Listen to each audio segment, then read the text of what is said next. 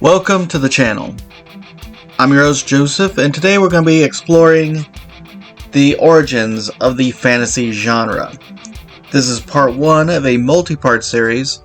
We're going to explore the tropes, the origin of different facets of the fantasy genre. The purpose of this video is to explore that which makes the fantasy genre what it is. So join me as we explore the fantasy genre. The earliest examples of fantasy storytelling could be traced all the way back to mythology, namely that of the Greek and the Norse mythological pantheons. Both pantheons and myths explore everything from complex family dynamics to heroic actions. This, combined with the word of mouth, the spoken word storytelling structure of that period, creates even more complexity in the storytelling of these myths. These myths would later go on to inspire the Nordic sagas in the case of the Norse mythology. And we got to see our first example of a true action hero with the Greek myth of Hercules. These myths and legends permeated all the way into the development of written words, such as that of the Nordic sagas and the folklore and fairy tales that we would later go on to see in the earliest days of the fantasy genre.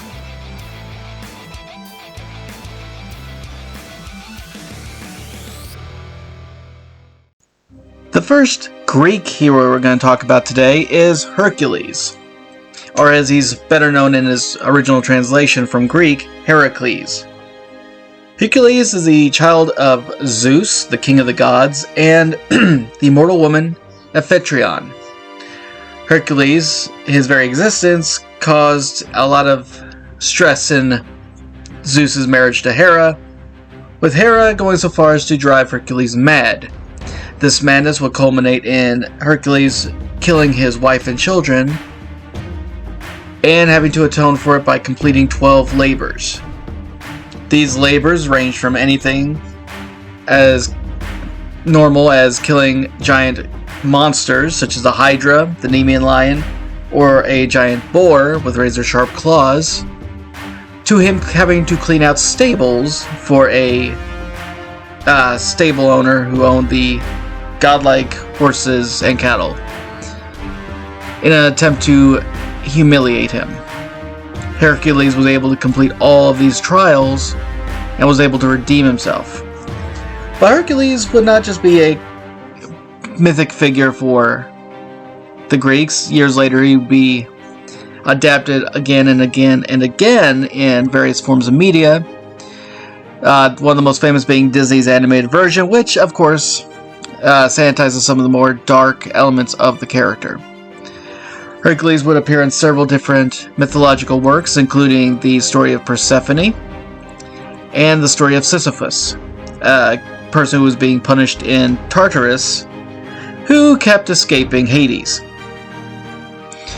These events culminate with him traveling to outside of his known environment, and he is in a lot of ways the first true action hero and superhero of the storytelling period.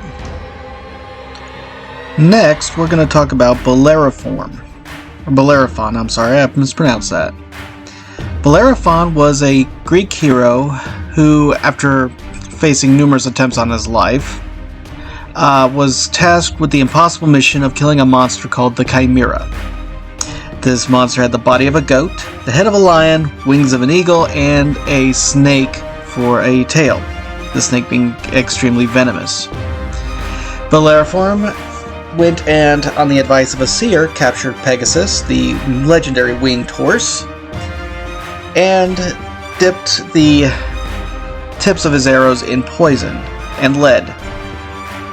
He used these lead arrows and pierced the Chimera's throat, which caused the goat's fire-breathing capabilities to melt the lead and suffocate it.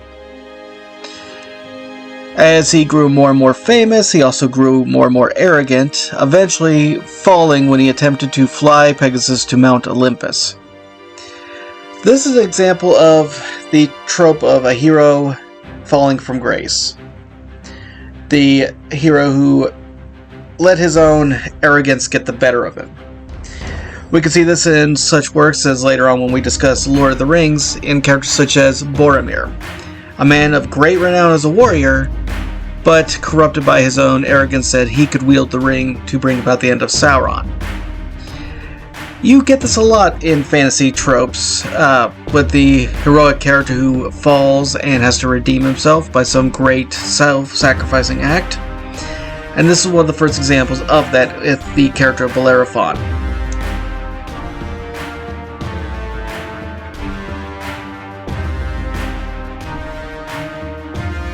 Next, we're going to talk about the creatures of the fantasy genre and where they get their start. Many creatures that we know from fantasy literature come from the Nordic mythology, such as dwarves, elves, and trolls. So in this chapter, we're going to be exploring those creatures, their origins, and how they were adapted. So next we have the dwarf. Dwarves are a small bipedal race of humanoids, notable for their craftsmanship, their love of mountain halls of food and drink. Dwarves are featured heavily in the Norse Eddas, which are where a lot of our interpretations of Norse mythology come from. According to whatever source you read, which vague in most regards, dwarves are expert craftsmen who have crafted many weapons for the Norse pantheon, such as Odin's Gungnir, I hope I pronounced that correctly, Mjolnir, and other such weapons. They are also featured heavily in the Ring Saga, which we'll discuss later on in our folklore video. But dwarves range the gamut of craftsmanship, warrior ability, and heroism. The dwarves are also featured heavily as recently as in games such as Skyrim and other such media. Elves are a race of almost godlike beings in Norse mythology, not quite to the same level. However, they are very powerful in the ways of magic and the ways of nature. Elves have been depicted in many media since their first introduction into our zeitgeist through mythology. The elves serve as a way of looking at the old world, and their nigh immortality gives them a unique perspective.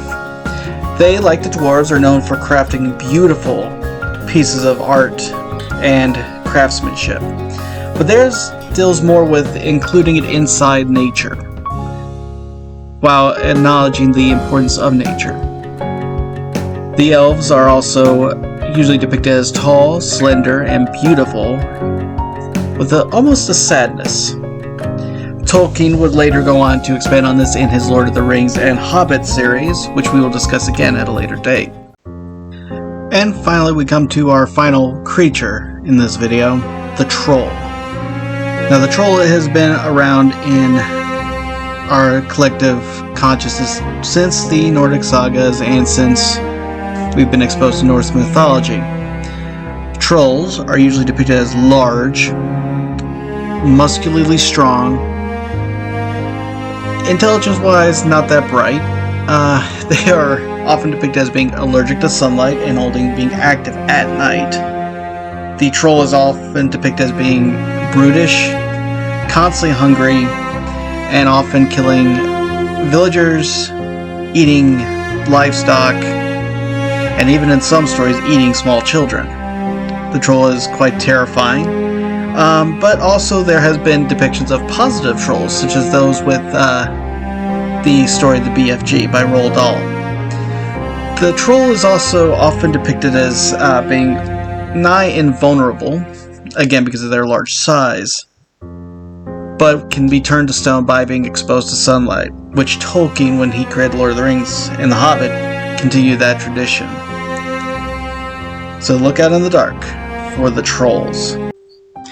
It's no doubt that the ancient world gave us many magical and wonderful stories in the form of mythology. Mythology, when it was created, was an attempt to understand the bigger universe and world around the ancient people. But what can we learn from this? We can learn that the legacy of storytelling goes far back into our history. From the earliest cave drawings to the beginnings of the folklore and mythology storytelling. From ancient Greeks to ancient Nordic cultures to even the Druidic cultures of the British Isles, mythology has always been and always will be a part of our collective consciousness. With that being said, I am Joseph. Join me next week when we discuss folklore and legends.